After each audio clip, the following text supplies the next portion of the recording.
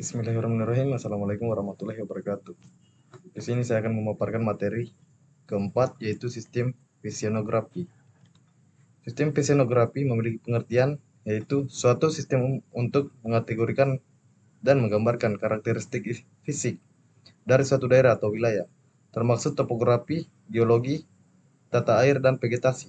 Tujuan dari survei visiografi adalah untuk memahami dan mendokumentasikan berbagai elemen fisik yang mempengaruhi lingkungan suatu wilayah.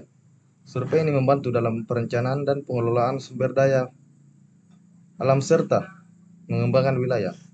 Survei ini diawali dengan melakukan interpretasi foto udara atau IFU untuk mendelineasi landform yang terdapat di daerah yang disurvei, diikuti dengan pengecekan lapangan terhadap komposisi satuan peta.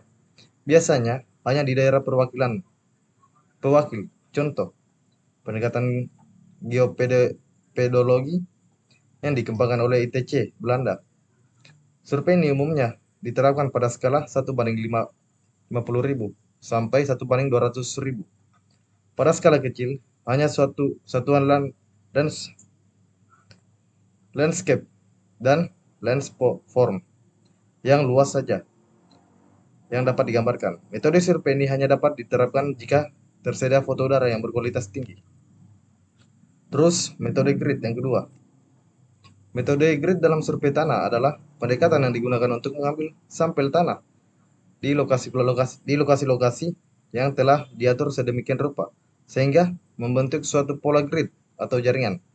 Metode ini membantu untuk mendapatkan data tanah yang representatif dan tersebar merata di suatu area atau wilayah yang diidentifikasi.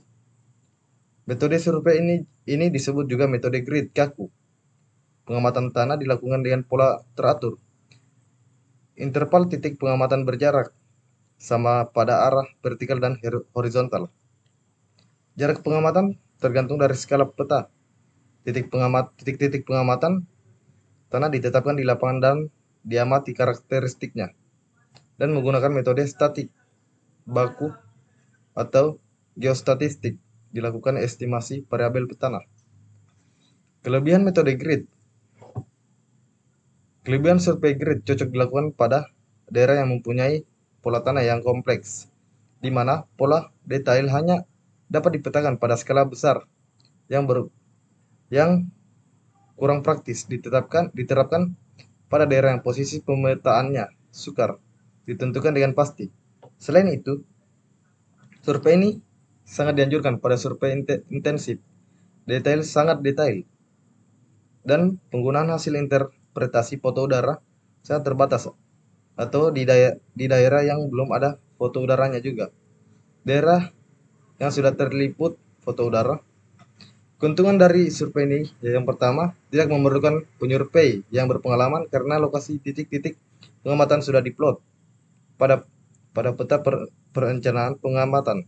Yang kedua, sangat baik diterapkan pada daerah yang luas, memerlukan penyurvei dalam jumlah besar. Yang ketiga, cukup teliti dalam menentukan batas satuan peta tanah dan daerah survei yang relatif datar. Yang keempat, dengan menerapkan teknik analisis komponen utamanya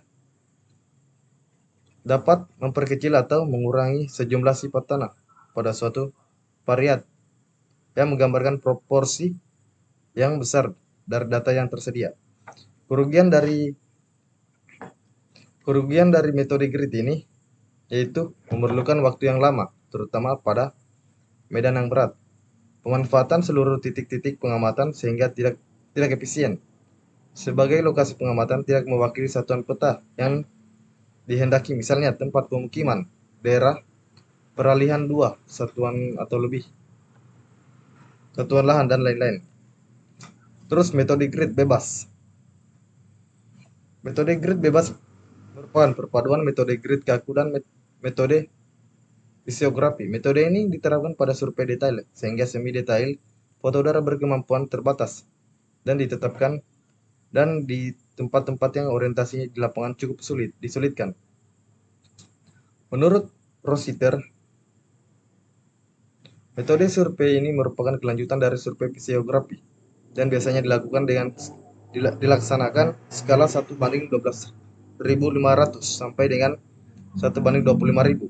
Pelaksanaan survei diawali dengan analisis fisiografi melalui interpretasi foto udara secara detail. Semua batas harus dilakukan. Pengecekan di lapangan teliti dan dilakukan beberapa modifikasi suatu dengan hasil pengamatan lapangan.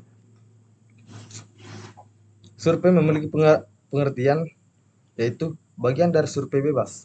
Penyurvei menciptakan suatu model mental dari faktor-faktor pembentukan tanah yang menentukan lokasi pengamatan untuk memperkuat atau memodifikasi hipotesis-hipotesis yang dibuat sebelumnya.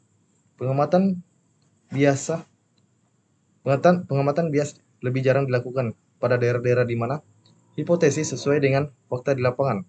Dan jika faktor-faktor tersebut terlihat teratur, pengamatan lebih banyak dilakukan pada daerah-daerah bermasalah.